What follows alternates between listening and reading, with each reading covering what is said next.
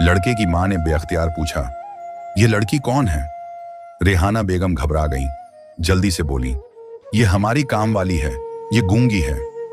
लड़के की मां कुछ लम्हे खामोश रहीं, फिर सीमा की तरफ देखकर आहिस्ता से कहा, यह भी खुदा की मखलूक है, खामोशी भी कभी कभी एक नेमत होती है। ये जुमला सुनते ही रेहाना बेगम के पैरों तले जमीन निकल गई। वह जानती थीं कि लड़के वाले अब सोचने पर मजबूर हो गए हैं। लड़के की नजरें भी बार बार सीमा पर जा रही थीं और यह मंजर मैमूनाह बर्दाश्त नहीं कर पा रही थी।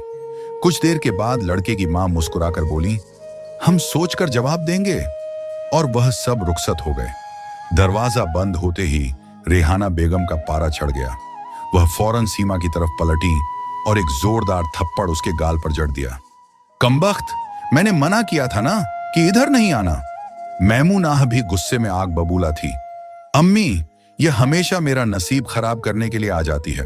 देख लिया ना, वह लोग भी इसी को पसंद कर रहे थे।